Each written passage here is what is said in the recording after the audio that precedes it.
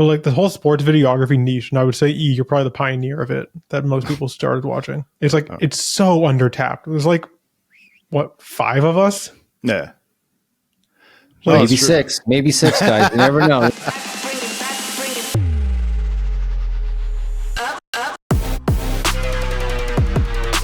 All right, welcome to another episode of Game Day Glare. Lance and E are here, and today we have a special guest. So I'll let E introduce our special guest.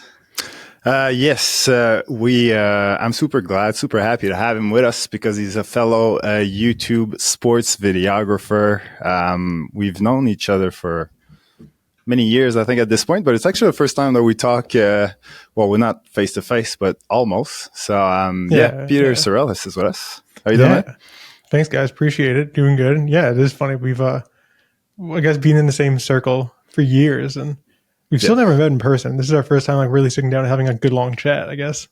True. I think we tried once. Like, we were supposed to. You were in Montreal for the playoffs, I think. And it's just, I think I just got in town. I just got back to Montreal. That was a bit, my schedule was a bit weird, but next time for sure. We'll have to. So you must be in that crunch now with the CFL. Is it preseason or is the season officially started now? So it was preseason last weekend. We have one more week of preseason this weekend.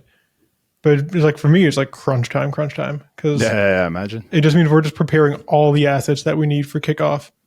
And there's like digital stuff, there's stuff for broadcasters, there's like in-arena stuff, and it's all got to come together this week. So yeah, it's a busy week, but you got me on a good one because I think when the regular season starts, then I'm traveling, and then my schedule gets crazy, and like I have no time for anything. Yeah, I've seen some of the stuff you've been sharing on your YouTube channel and on socials of you just doing the media days and all that. So that was for broadcasters, or that's for the CFL, the content you've been sharing? Yeah, like it's a mix. Like I think I know the media day post that you're referring to on my Instagram, and we did that primarily it's for the CFL. It was a CFL event, but we did it primarily to share with broadcasters. So when they're covering the event like later, or they're covering those athletes later, we can provide them with media day footage to like be a buffer before going into commercial and things of that nature. We have a debate on our show. We call media. So for some reason, in Montreal, we call media days car washes. Have you ever heard this terminology? We also call media days car washes. Oh, perfect. Okay, because we weren't sure if it was a Montreal thing. No, I've never heard that. You know what? It might be a Montreal thing. We are the Canadian Football League, so if someone in Montreal started it and we all ran with it, then like it might be a Montreal thing. But yeah, I've also heard media days called car washes. And we constantly have to preface to people that there's no cars and no one's washing anything.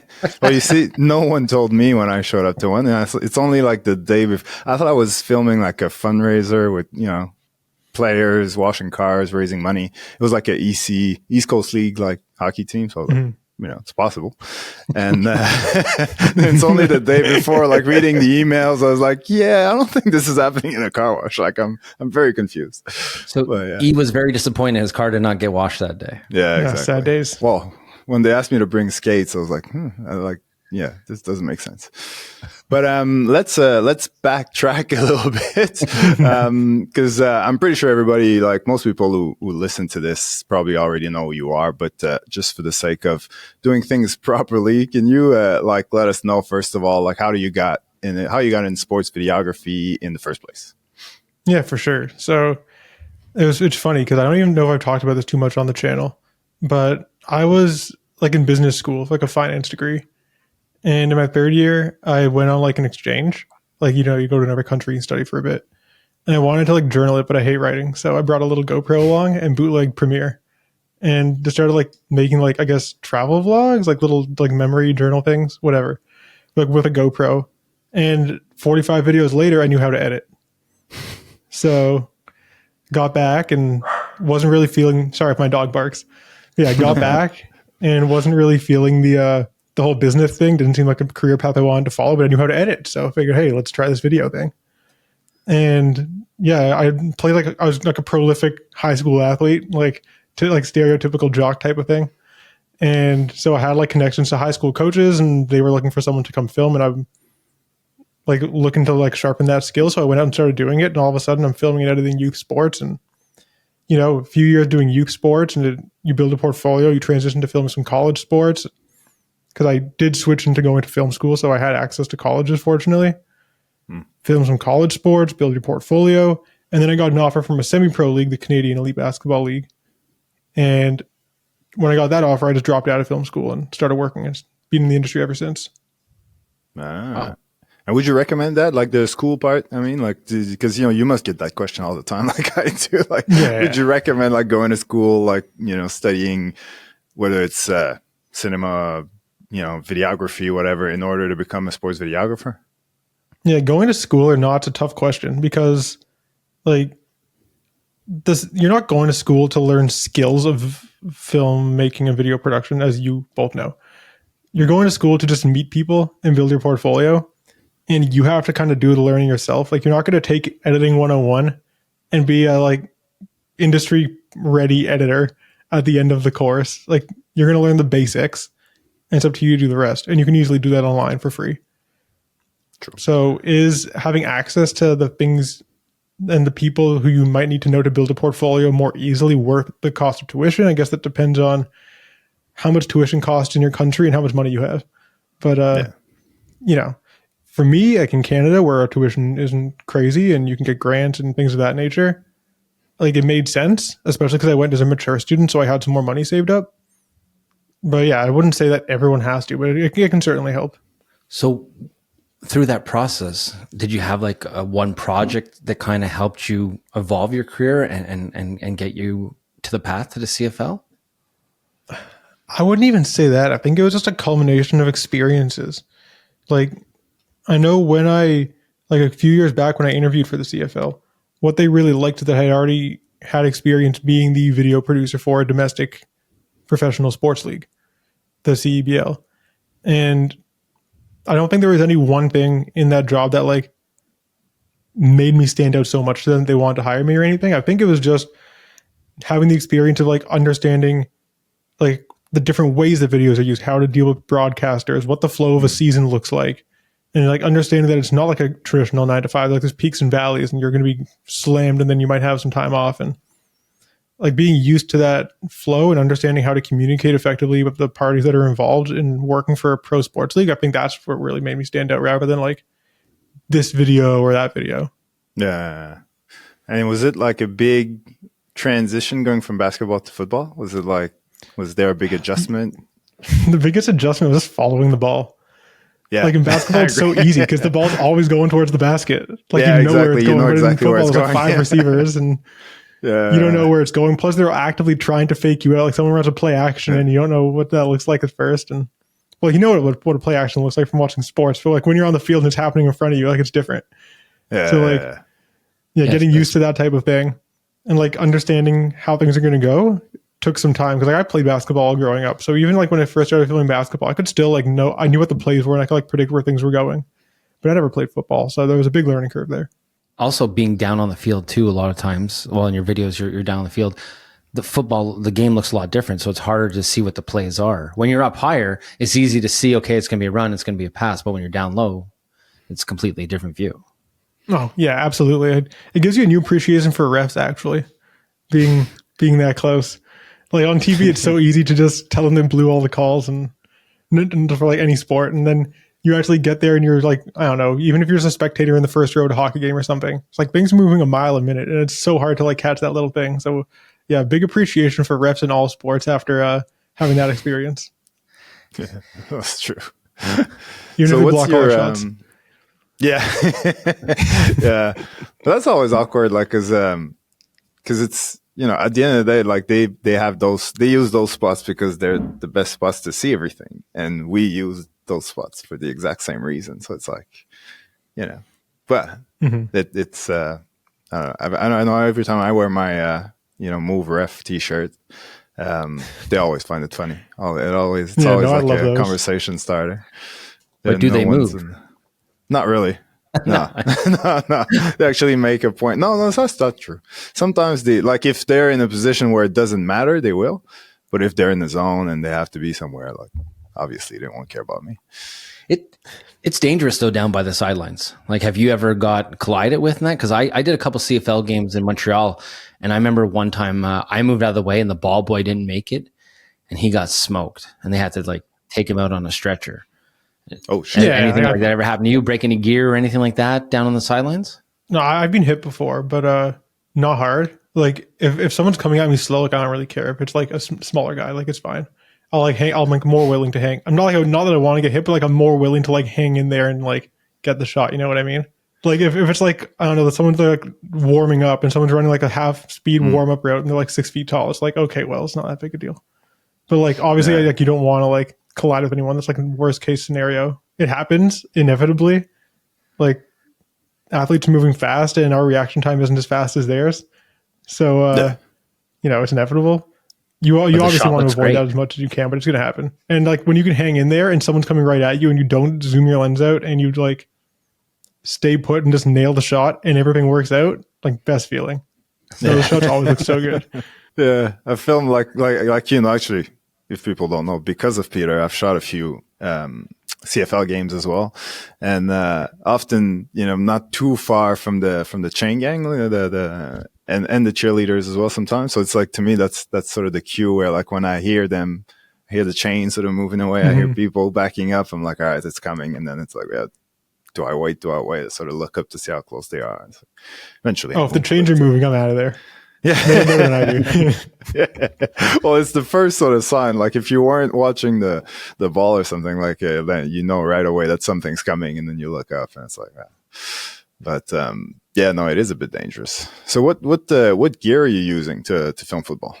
So I've gone with as many as 3 cameras at a time, but I usually shoot games with 2. That did purely for convenience. You don't need 3 cameras to do any of this. But yeah, the main setup's usually actually like I do film game mostly with like if it's a daytime game, especially like the FX30 with the 70-200 f4 macro from Sony, just because I like the like 70-200 is a great focal range, and I like the macro for like when guys come at you, like we were just talking about, and then putting it on the crop sensor makes it like a long enough focal range to film football, even when you're like not necessarily close to the play. And then I'll usually put like the FX3 with the Tamron 35-150, f2 to 2.8. And that's good for like red zone stuff if you're standing at the back of the end zone. Like the 150 you can get in tight on the like the initial snap, and the end zone's 20 yards back, right? So like I know in the NFL it's 10, but in the CFL it's a 20-yard end zone. So that first snap, even if you're at the 10-yard line, it's still 30 yards away from you. So it's going to be pretty far away. And then if they like throw to the back of the end zone, I can punch out to 35 and get it. So that's the 2 camera setup. And if I'm going to run a third one, I usually put the A7 IV on a gimbal with a 20 mil. And that's good for like pre-game stuff. Like if you're going to do like a run out, or if you want to get like right in someone's face and get like that like 8K shot of a field, you get it. Like that's the setup for that. But when you say you're filming with 2 cameras, like do you have one like on a sort of neck strap and just around your body ready to go, and the other one's in your hands or on the tripod? Like how do you sort of manage both at the same time? Yeah, I'll usually do one handheld. Like they'll do the FX30 with the 70-200 handheld and just turn active stabilization on and have a neck strap and like pull it around my neck so it's tight. And then I'll usually just I don't carry it on me like all the time, but if I'm like near the red zone, I'll keep the FX3 like just at my feet, and I'll usually like park my bag in the corner or something or somewhere near the red zone. So if I need to like run by and grab it, I can just pick it up quickly. Yeah. Smart. Now, what frame rates, like obviously when you're doing the pregame stuff on the gimbal, you're doing a higher frame rate so you could do slow motion, like 120 or 60. And game action, are you doing all like a high frame rate, or are you doing 24 or 30 sometimes also? Yeah, it's all high frame rate. So everything's like, when I'm filming football, it's all a minimum of 60 frames per second. And then for like important moments, I do 120. And it's all like, this is like 4K 10-bit, like the Sony, like typical 4K 10-bit stuff. But yeah, filming everything in 120 is just overkill. Like you end up getting 300 gigs of footage for a football game, which is just not, like it's way too much. But like if a team's in the red zone, they're going to score for team runouts, for maybe like the last 3 minutes of the fourth quarter, like that's all 120 and everything else is 60. And I know you you started with like if my memory is correct, it was an A7 III, I want to say. Yeah, that's right. Oh, jeez, I know you so well.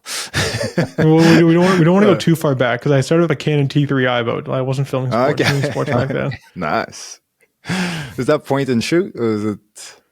No, that was interchangeable lens, but I think I got it on Amazon or GDG or something for like $150.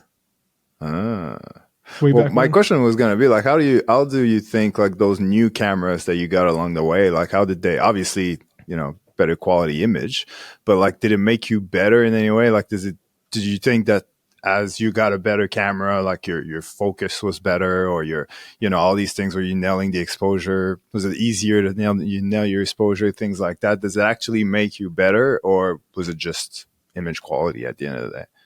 No, I don't even think getting a new camera makes you better or anything. I think it's just image quality and just technological advancement. But I still look at stuff that I shot for the CEBL when I was using the A7 III and think, wow, that's a really good shot. And like when you expose it perfectly, it doesn't matter that it's 8-bit footage and all that stuff, because like you're not breaking your colors because the exposure is like spot on. It still looks good. It was actually easier to expose your image because I wasn't filming in S-Log. I was filming in like a semi-flat profile. So it's like kind of easier to just like look at it and figure it out rather than having to worry about like conversion LUTs and all that stuff. But no, I don't think that it makes you a better filmmaker to have a better camera. It's just image quality and like ease of use and whatever you're filming. Yeah. So you're always filming in S-Log, right? You said? Yeah, pretty much always. When you work with like team videographers and they have to do fast turnarounds, right? Sometimes they have to give clips of touchdowns and all that. They're shooting in Cinetone, or they're shooting in S-Log 2, or what are they up to doing? No, it's pretty much all S-Log 3.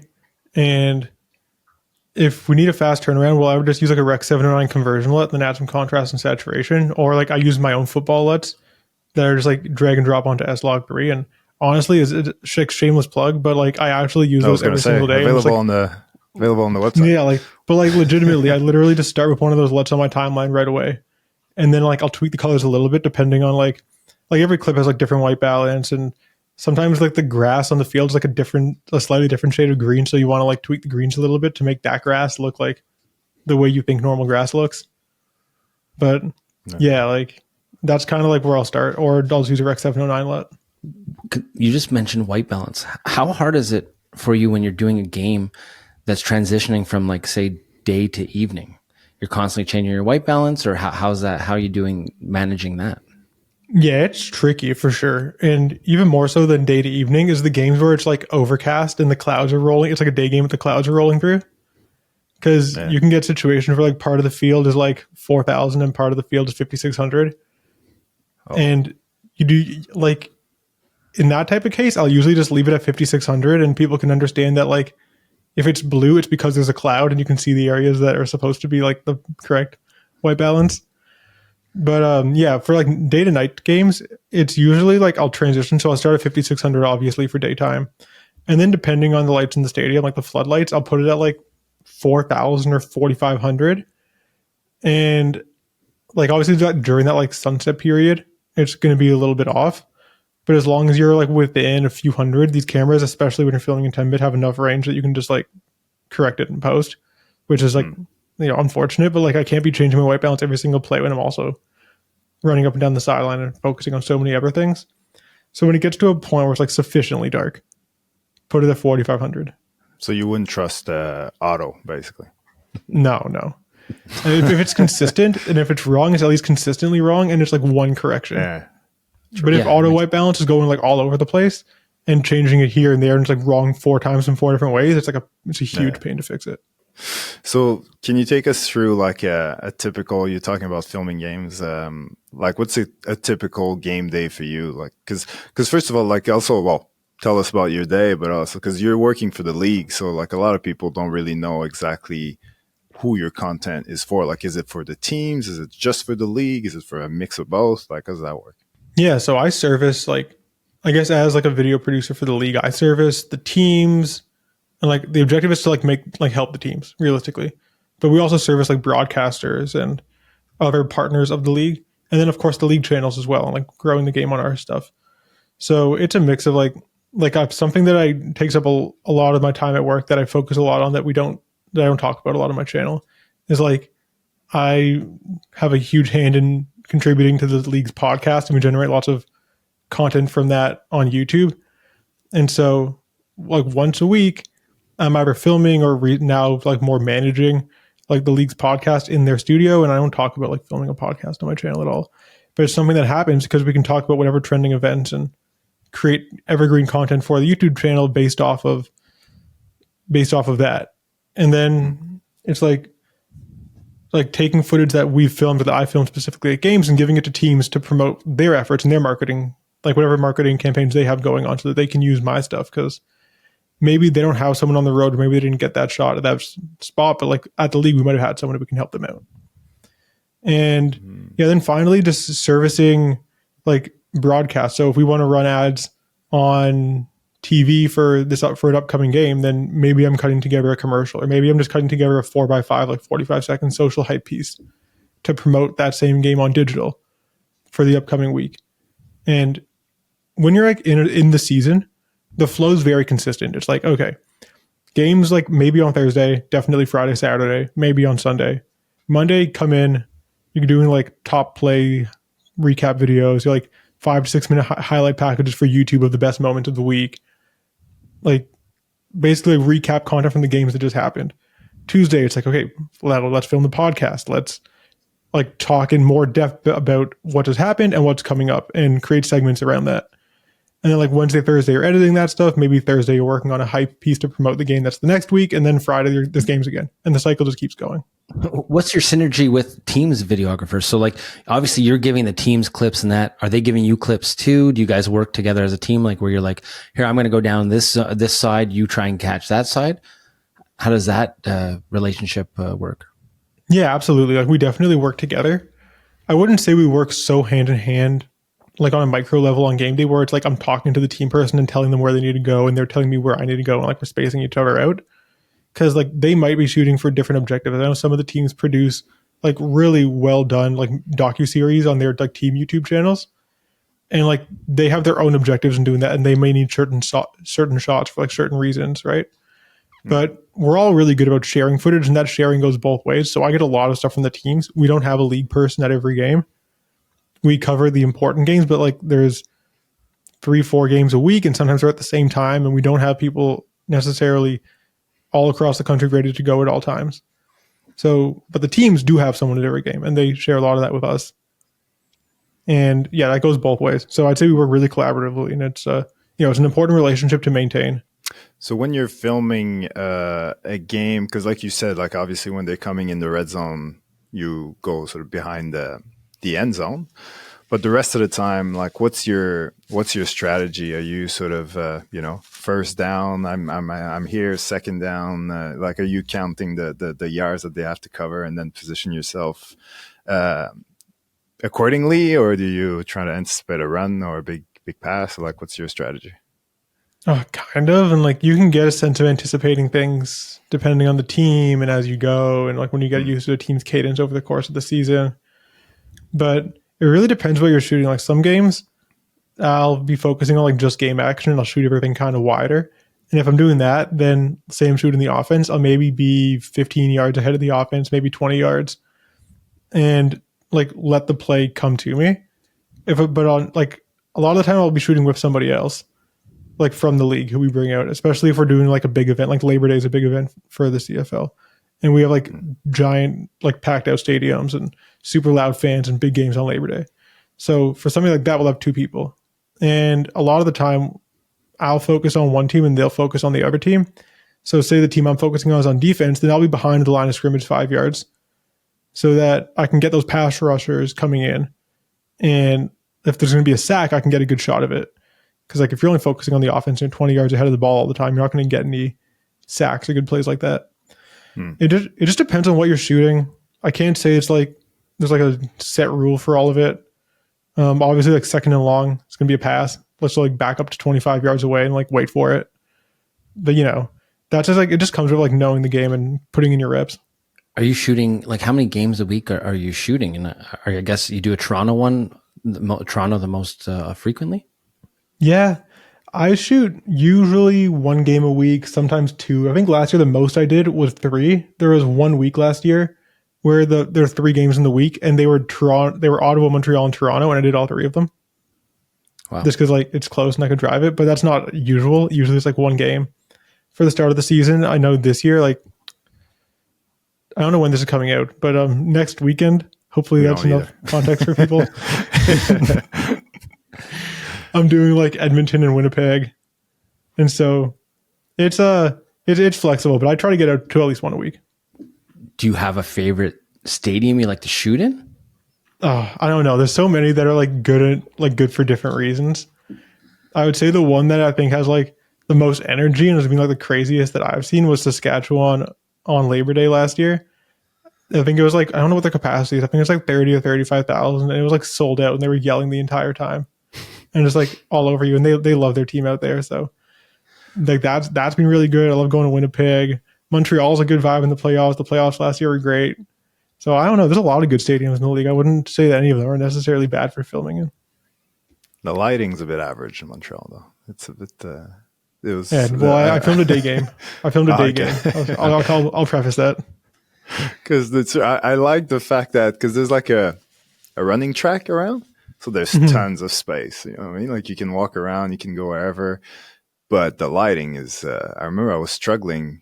Like once it was just the lights, so once it was dark, I was geez, like this. Oh, you know what? I actually did last year do a really dark game in Montreal. I think it was near the start of the season, and it was like a rainstorm, and it was like a super overcast day, and it didn't get bright the entire time, and I was struggling. I think I was shooting at 12,800 or something. Yeah.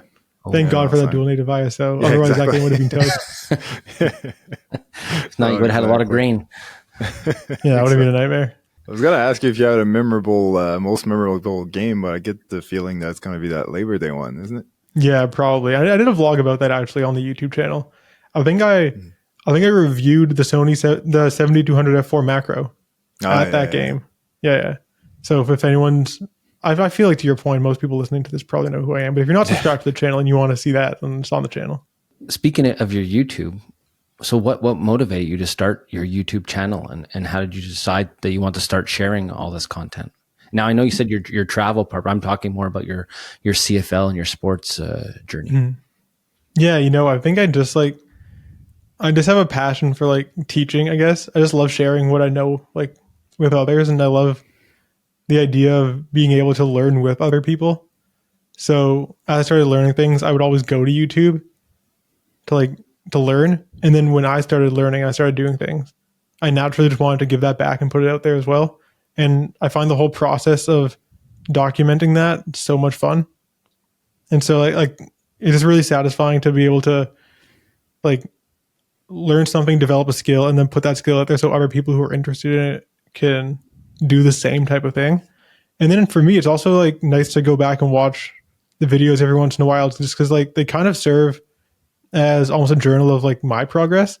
I can look back on something I did 3 years ago and look at something I did now and compare the two. And, it helps me as well. But I think it's like a combination of teaching and then just like self-reflection. And do you think it has an impact on your career, I guess, or on the way you work as a sports videographer with, the CFL or with clients or something like that?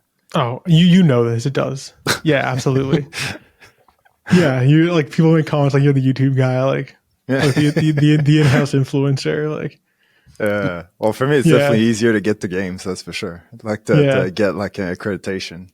Yeah, it is because like some media outlets will be at the games, and then you have as many like subscribers as like the small media outlet that's at the game. Yeah. So it's like it kind of has a bit of a pull, and I'm sure you can relate to this as well. Like it helps with freelance. Like the numbers are instant validation for freelance, and obviously your portfolio can speak for itself, but like when you can just send someone your portfolio and your links, and they're like, oh yeah, he's good. Yeah. Well, that's it's interesting because it's like for me, and I actually wanted to ask you about this because like for me at some point I stopped going to work and trying to make a video while I was working because I just felt it was just too much. I was just trying. I felt like my YouTube videos were not getting the the time and resources that they deserve because I was so busy working. So I started going to games specifically just for not getting paid, just to do like YouTube videos. So to your point, like, yes, it was much easier to get in and to get a credit. Like at first, because in Australia, I already knew everyone. So it wasn't that complicated. Mm-hmm. But like when I moved here, I thought it would be a lot harder. But because people either knew me from the channel or looked at the channel once I reached out, they're like, oh yeah, easy, you're in, all that. But like for you, like I was curious because you're like super consistent. You've got videos coming out every week. Like if I do 3 weeks in a row, I'm high-fiving myself. I'm like super excited. You've been pumping out videos every week for like the last 2 years. So like, how do you manage to do like a full-time job with the CFL and still do like the YouTube stuff so consistently? You know what? You're giving me a little bit too much credit because I missed last week and that was my first miss in a few months. Well, see, but a few months. I wish I could say that. But you're on a podcast this week, so it's okay. It's like you're still creating content. Oh no, okay. we have a video ready for Monday. It's already good to go. Oh, yeah, so we're not missing this coming week. We're good for this one. But honestly, the key, like to your point, I make videos like at games. I'm like working for work, like sometimes, but I'll do like 3 videos a year at CFL games, and I film a game like every week. So most games is not happening, and a lot of the stuff I do about games is also like reflectionary. So I'll film a game, I'll come home, maybe I'll have like a couple iPhone clips from the game, and then I'll break down my shots from the game. So it's not a ton of work on game day. And then like a lot of the stuff I do on the channel is also just like easy, like evergreen, like reusable ideas. Like I react to other people's sports edits, and you can submit your sports edits to me at like a specific email. And then I react to those on the channel, and it's an ongoing series I do. So if like people like it, and I think everyone loves watching other people's videos and learning from them, and then the people who are featured obviously love the spotlight. And there's no reason I can't do one of those videos every month if I want to. So if there's a week where like work's busy and the ideas aren't coming to me, and I haven't posted a reaction video in like 6 weeks, then guess what I'm doing? You know what I mean? Yeah. It's like there's a couple easy concepts like that you can just fall back on. And then a lot of the time I'll just look at the videos I made last year or 2 years ago and just do the same concept again, because I'll watch the video back and so much will have changed. Yeah. And my perspective will be so different from the last time I did it that I feel like there's a whole new value proposition to the video if I make it again. I've seen some of your footage of you running on the field now. You're using an Insta360 attached to your camera rig? Yeah, like the Insta360 1R. Okay. Now, did you see the new one that came out, the 8K? Are you going to try and upgrade? I did, and I don't care to upgrade. It's just not that important to me. Do you guys ever use those action cameras for CFL stuff? We have a GoPro.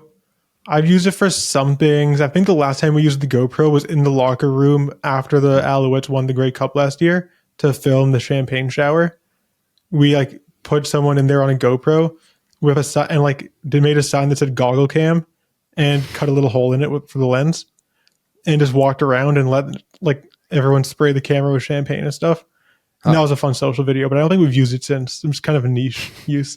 Does it smell like alcohol since? Or? Oh, those things are waterproof and all that, so you can give it a pretty good cleaning and fix it up. Thank goodness. What's your process of coming up with new video ideas for your YouTube channel? There's a few things I do. Sometimes it'll just like come to me in the shower type of thing. Like, I don't know, it's like little stuff like that. A lot of the time I'll like do a project at work and I'll run into a problem and I'll solve the problem. And then I can just go teach that. Sometimes I just like sit on the couch with my girlfriend. And I'm like, hey, what are you watching right now? Like, what do you see this week? And she'll tell me some stuff that's like not in our niche at all. And then I'll like remix the concept into like something that's more applicable to filmmaking and figure it out like that. And it's all over the place. And like, obviously, like whenever gear comes out that like interests me, not that I'm like one to like review every new piece of gear, but if something comes out and I'm like, wow, that's a really cool tool, then like that's an easy thing to feature on the channel. Yeah, there's a ton of stuff. You just gotta get creative. Yeah. Do you have a list? Do you have like a I have a notes app. Ideas. Yeah. I have a running notes app that has a bunch of ideas on them. YouTube video ideas. So yeah, different, like a couple, what do I have on the list right now? a couple of videos on like specific transitions I want to teach. No, I just did that video last week. Yeah, explaining like different settings. Do you prefer editing videos or like camera gear type videos? Or do you not care? Oh, I prefer editing videos. Yeah. Eh? I think the camera and like gear videos are easier to fall into because you might not always have something like new that you edited to put out, or like a new editing technique to put out. And I don't want to force the editing videos like for the sake of it. I want them to be like things that I care about. But new gear comes out all the time, and it's like my job to go film games sometimes. So it's like something that just naturally occurs.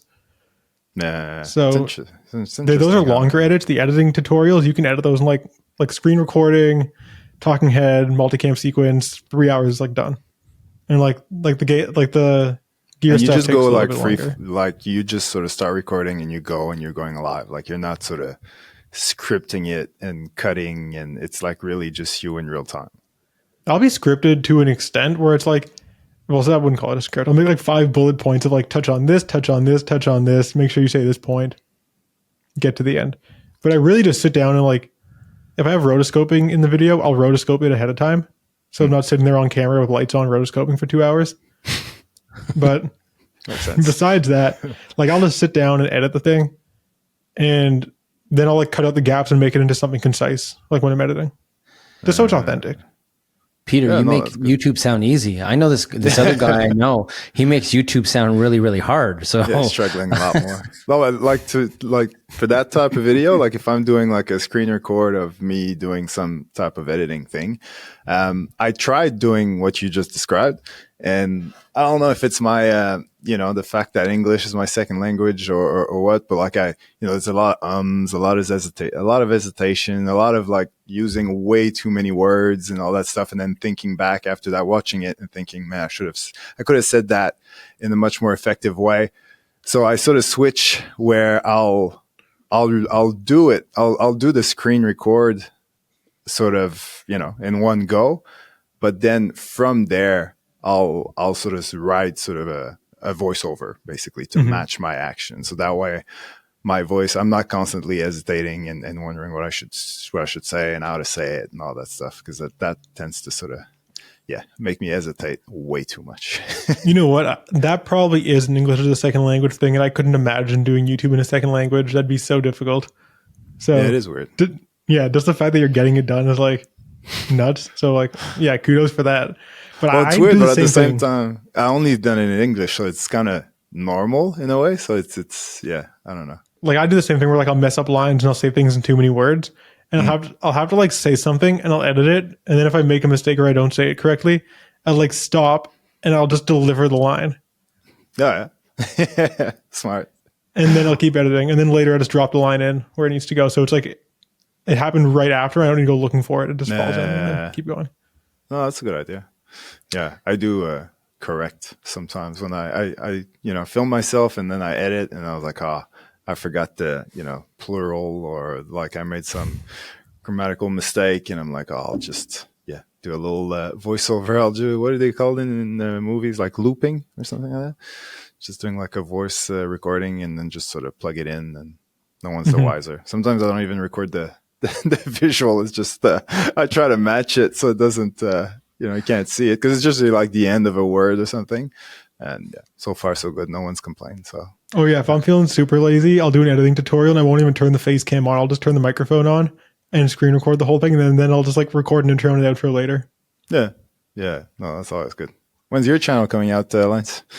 Well, I got this podcast, guys. I got this podcast. Get on the channels. Honestly, I've never done a channel, only because, well, first of all, it's what can I share? Not about what stories, but what footage can I share? And that's always seems to be an issue. And then it's, how do I film myself while I'm filming? Because I'm in the crowd at the Bell Center. Like I got people right beside me. So maybe I might get an Insta360. Maybe I can attach to my camera and have it over. But those are things that I've always kind of struggled with. I mean, a couple times, like last year I had Nick Suzuki. I did an interview with him. So I set up a GoPro and then I aired that footage after. And right away it was questioned like, oh, our interview hasn't gone yet. Have you given away any secrets? And I'm like, no, nothing's been released. Like, don't worry. But there's always that issue. So that's why I've never kind of done my own YouTube channel. And honestly, it's always that fear too. Like, I'm getting more used to being on camera now because of this podcast. But before, I always had that self complex of being like, I'm behind the camera, not in front of the camera kind of thing. So that's why I haven't started one. But I do have a question for you YouTubers then, since I'm not a YouTuber and you guys are. How important is it with your channels to build like a community around that channel? E, do you want to go first or do you want me to take it? I can go if you want. I'll say that it is very important, obviously, because I think, especially because it's such a niche thing that in a way it is easier because people might, there's probably not millions and millions of people who do it, but the people who do it, they're really interested in being part of a community of people who do what they do because most of their friends, if not all of their friends, don't do what they do. So if you give them the opportunity to talk with other people that do, then they get all in and they have fun with it. That's why I started a Facebook group as well.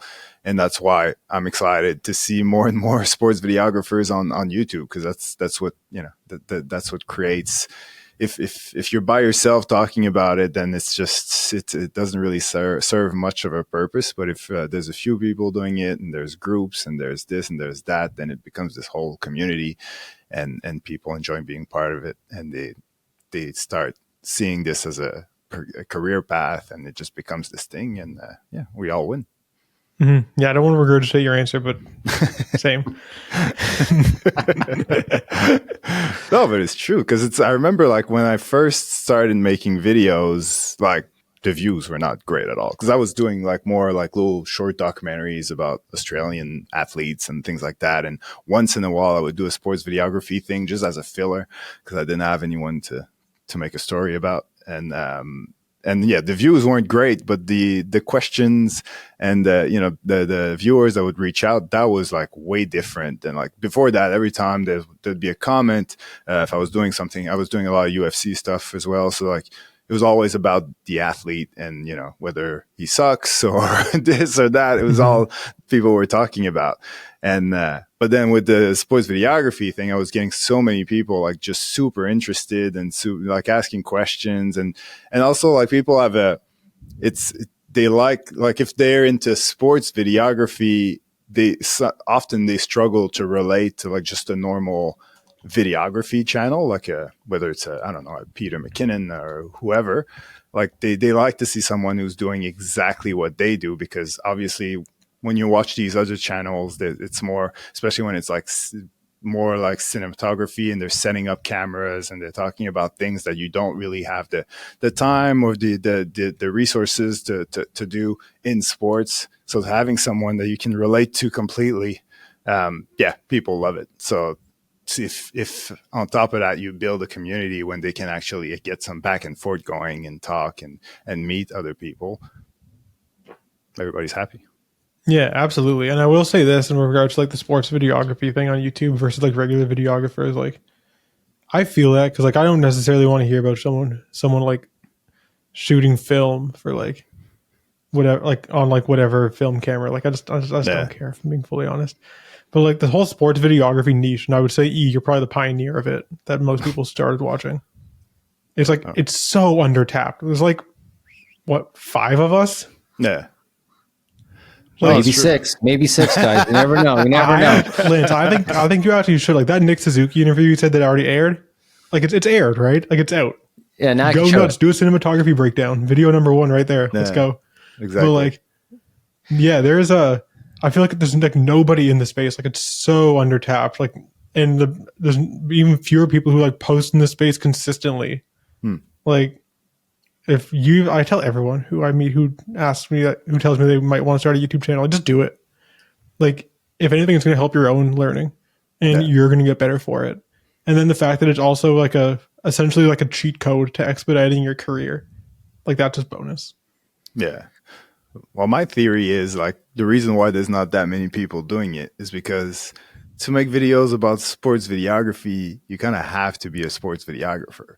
So if you're already working as a sports videographer, then to start a channel, as you know, is a lot of extra time that you're spending on this. And it's like, so people will do it for maybe 1, 2, 3 videos, but putting a lot of time into it and thinking, you know what, it's just not worth my time. And they won't have the patience to stick it out and wait for the actual results that come with it.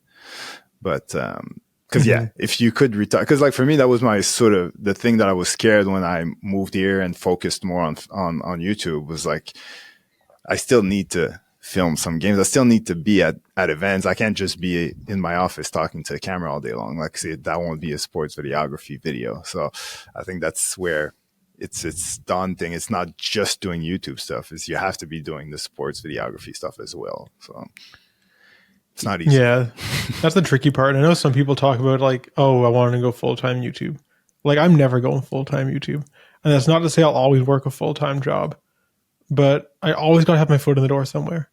Like, even if down the road, like, you know, those like live social creator positions or whatever for like various leagues where you just like, you pop out, you work like half the home games, like a few days a week, a few hours here and there, like film some action, give it to the governing body. Even if like down the road, I end up doing something like that and putting all the rest of the time into YouTube, like you still need to be involved somehow. And like, I think if you're really passionate about it, then you want to be involved somehow.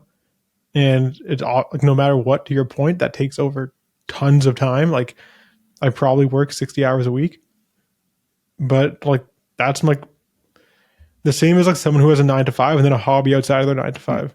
Yeah. Just happens for me to all be the same thing. So what's your ultimate goal for the channel then? I don't know. I just want to like, it'd be nice if I had the luxury of doing it as often as I wanted and not needing to worry about income.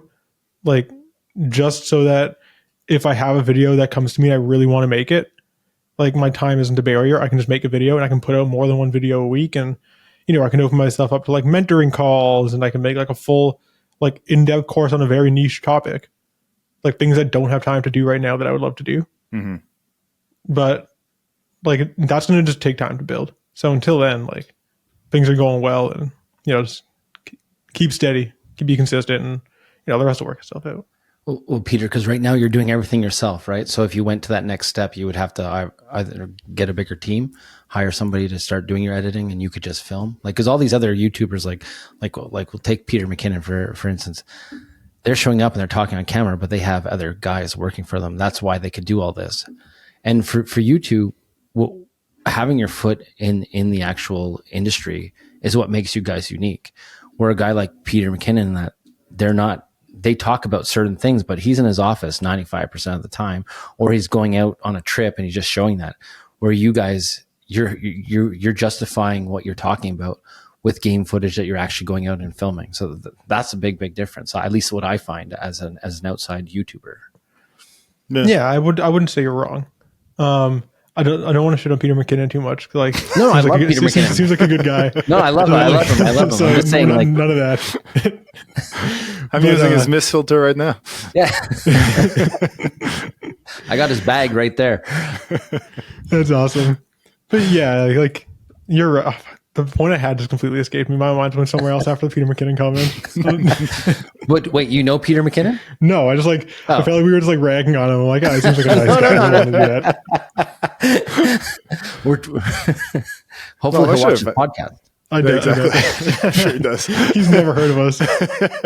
But it's funny because, like, for me, watching him and many others, the thing that I think probably got in my head a bit too much was that because I'm a videography channel, I was putting a lot of pressure on myself to make sure that the videography in my videos was on point all the time, which it wasn't, but like that was the goal anyway. Like, so like I spent so much time like making sure the audio is always crisp and making sure that, you know, the colors are perfect and this and that. So like setting up a shot in a different spot that I usually film would just take me so long because I would just try to overdo it and add sound blankets to get rid of echo and all that sort of stuff.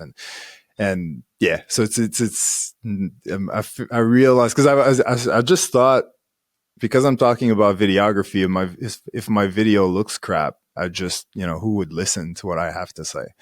So I was just putting so much pressure on myself. But now realizing how much time it takes me to make videos, I started to cool down on this stuff, and I'm keeping usually the same angle every time. So it's an easy setup and just, get it going, get started. But even then it takes me hours anyway. But yeah, it is a process, because I'm really impressed by these guys who make it look so easy. Sometimes like you look at a Casey Neistat, for example, who's rolling on his skateboard talking to a camera, and his audio sounds better than me in my office with sound like I'm like, what the hell's going on? And the footage is super smooth. It's super smooth, not a bump on that road. I'm exactly. I'm like, man, do I suck that much, or does he know something I don't? And he knows something we all don't. I don't know what he's got going on. But yeah, it is what it is. All right. Oh, I remember what I meant to say earlier. You mentioned that I do it all myself, and I don't. I do have an editor who I use part-time to edit a couple of videos for me here and there. So the reaction stuff that I was talking about earlier, I send those off nowadays. It's a cut and dry, pretty straightforward process. So I'll sit down and film 2 of those and send them off and get them back when I get them. And if we're in season and things are really busy and I just have to focus on work, I'll send a video off and get it back. So I still edit most of my channel on my own, but I get some help here and there. It's not just me. Now, are you planning out all your socials and stuff? So when you do a YouTube video, are you I got 5 shorts of this and I'm going to program this to go on certain days? Or are you just kind of winging that aspect of it? Unfortunately, it's mostly winged, even though I would love it to be planned. And this is really bad, but I haven't posted on Instagram in I don't think I've posted on Instagram in at least a month. I should be more consistent with that. It's tough though when you're trying to manage every single thing. Yeah. You can't be consistent everywhere, but I choose to be consistent on YouTube. And I've kind of got my socials compartmentalized. So YouTube is education, and then Instagram is portfolio. Okay. And I kind of don't use anything else, if I'm being fully honest. And then my website is obviously portfolio as well, plus digital products and things of that nature. But the one that I number one is YouTube. And then I want to post on Instagram. I have things in the vault that I just haven't posted that I should. But it's when you get to it, it's not the number one priority necessarily. So let's as we let you move on with your life at some point, because you're a very busy man. What advice would you give to a young sports videographer? What's the advice you've given probably hundreds of times by now to a young sports videographer who wants to get into this business, who's trying to find a way to work with professional teams, maybe get his foot in the door, get to film in a CFL game or something? What do you usually tell? And the advice I'd give to someone who's just trying to start in sports videography is just film whatever you can. A lot of people who are starting this are young, as we know from our channels. So if you're in high school and you want to do this, get whatever camera you can get your hands on, even if it's your dad's old handy cam or something, or it's an old $500 Sony from 10 years ago, and just ask politely to film your local high school team.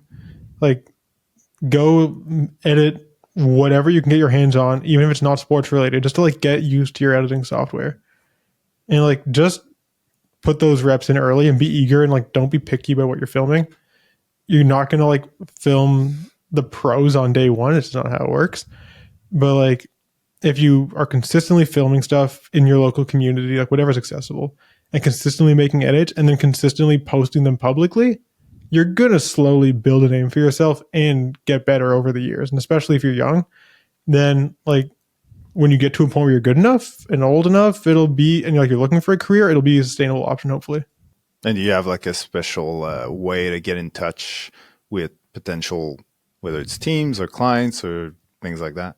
Yeah, I would say just start with the people who you can talk to in person. If you're out of college, go talk to someone in the sports department, who's in communications, and start there. Because sending a cold emails, it can work, but it's it's a time consuming process, and people don't usually care, and people are going to give preference to people who they have connections with and who they actually care about and at least can connect with on a face-to-face basis.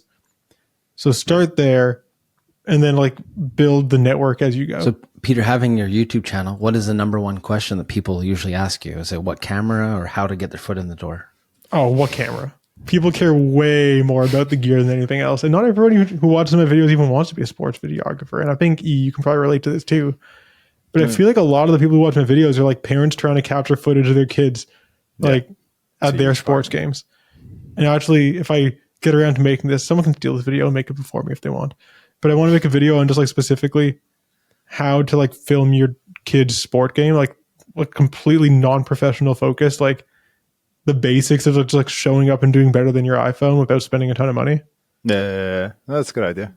I always felt like scared to do it because I don't have any kids, so it's easy for me to say, oh, you know, because I said once in the video, like, you know, because the big struggle for parents is like, because they want to cheer, they want to watch the game, they like, so it's hard to just sort of stay steady behind the camera and not say a word and all that. And it was like, you know, you got to choose like whether, you know, maybe one game you're filming, one game we're watching, but that's, you know, that's easy to say, but yeah, if you're there like Lance, you know, like you've got to. I'll tell you guys, people are jealous of the highlights I have of my kid. Okay, the only thing is my son's a goalie, so there's some time I could film anybody else perfectly, NHL, no problem. My kid's in nets, I'm like my footage isn't too good, but everybody else on the team I have amazing footage of, except for my actual own kid. So I have to slow down a lot of stuff, you know, so you don't see the shakes. Oh, well, you don't jump in the air when Montembeault makes a big save, but if your kid's doing it, you're all over the place. Exactly. Well, I always laugh. I said this to you before, like pucks always come right at my camera. I don't even move. And everybody else in my whole section ducks like they're going to get shot. And then when I film my own kid, I'm jumping all over the place because I'm so nervous for him. And everybody else, I don't care. I'm like, you know, I got ice water in my veins, but when he's in nets, I don't have that same reaction. But his footage does look good. It looks good. Yeah, no, I'm sure it does. But yeah, no, it is interesting how many, like, what do you think, like, parents, like, because I always say for me that there's probably like two main people who watch our channels. It's like the young sports videographers sort of getting into it in high school or, you know, younger in life and sort of curious to see if it might lead somewhere. And then there's the parents who want to film their kids. So like, what would you say is well, first of all, do you agree? And what would you say the percentages Yeah, are? Absolutely. Those are the two demographics. Yeah. But like, do you think you have more parents than kids or the other way around? I think it's more kids than parents for my channel. Just looking at my demographics, they lean a little bit younger. Okay. Unless people having kids younger than I think. But no, I think it's more kids for my channel. And maybe it's because like, I don't know, do I look younger or do I give off a younger air than like, oh, you're definitely younger than me. Yeah. Well, there we go. I'm younger, but like I definitely like don't think I relate to people who are like in high school. You know what I mean? So like, I don't really know why that is because I feel like it could easily go the other way. I also don't have kids, so I don't think the parents relate to me either. But yeah, it's a good mix, and I think the difference is just like one of them really wants to like really cares about like the newest release from Sony, and one of them just like wants to like make their kid look good. Well, some of them can afford the newest release from Sony and some of them can't, right? So that's the difference too. Does anybody ever approach you to film their kids, Peter? Yeah. I think you got. Do you ever get this? You get like a random email. It's like just some parent asking to like edit their kid's video or something. Yeah, all the time. And like it's so sweet, but like I'm sorry, I can't do it. I'm way too busy. Yeah. So you guys are getting my emails then, and you're just not answering them? Yeah, I can't answer for email. You need to get like a personal assistant or something to like thoughtfully and respectfully answer every single email that comes to your inbox. No, because for me, it's also, I feel like even if I did edit someone's video, they would be so disappointed by the result because I can see how like in their mind they're watching my videos and thinking that they can just send me phone footage and it's going to be the exact same thing. And I'm like, I'm not going to charge you for you to like have all these expectations and then just, you know, at the end of the day, if it is the footage is what it is. Like it can be dynamic, but it's not going to look like what you see on my channel. So it's, yeah, I always sort of try to stay away from that because I'm like, it's not going to end well. Yeah. It's also a pricey edit too, right? Like how to charge for that too, you know, like we're at a certain point in our career where you're not editing it for $100. So these people have expectations and then you gotta try and get them, try and meet those expectations, which is really tough. And also I try to stay away from working with people that like got, you know, overseas and stuff. Like it can get messy and, you don't want to you don't want to end up being stiffed and all that stuff. I've had friends approach me to help with their kids, and when it's for my friends' kids, I just always do it for free, and I always explain the same thing. Listen, the footage you give me is the footage you give me. That's what I'm working with. Yes, I'll try and put some cool transitions. I'll ask for some photos that maybe I can use also, stuff like that. But at the end of the day, if you're filming, with your iPhone and you're up in the stands, well, please at least make sure it's 4K and I can zoom in a bit, and maybe I'll cheat. I'll edit in 720 so I can zoom in a little bit more, but there's only so much you can push that footage. Yeah, no, that's true. And it's funny when I realize as well with parents is that dads, like moms and dads are very different. And it's always the same thing. Like when they reach out to me anyway, like dads are like, they showed up once, at training to watch their kids play. And then they started, well, they might as well film, and then filming their kids, making a little video. The kid gets into it. Next thing you know, they're making highlights for the entire team. And then 2 weeks later, they got an A7S3, a 70, 200 mil, and they're trying to figure all this stuff out, right? And then they're asking me what I should do, this, and that. The mom is like straight up. It's like, my kid is really good at volleyball. I want her to get recruited next year. Like, she's going to college. Like, I want to make a recruiting video. Like, it's always about getting recruited. That's the super like business. There's a goal. We're going somewhere. I need your help to get there. It's always like the two are like very, I like them both. Yeah. I think both mindsets are good. Yeah. I'm like, hey, school's expensive. Go get your kid recruited. Exactly. If it just costs a video, like that's a no-brainer. Yeah. Get him a $5,000 camera, but a free scholarship. Okay. Exactly. Well, thanks first of all for agreeing to be on the show. It was great having you on. Yeah, there is one more thing though. Actually, before we go, tomorrow is Idris's birthday. Oh yeah. Yes. I'm not going to say how old he is. 22. But he's definitely 22. Older than you, Pete, and 1 year younger than me. I'm glad you said that. I'm glad you said that last part. I feel young again. That's it. That's it. But thank you so much, Peter, for taking time out of your busy schedule. We know the CFL season's just around the corner. You got a million things you're doing, so we really, really appreciate you shedding some light on what it's like to work for the CFL and your journey so far.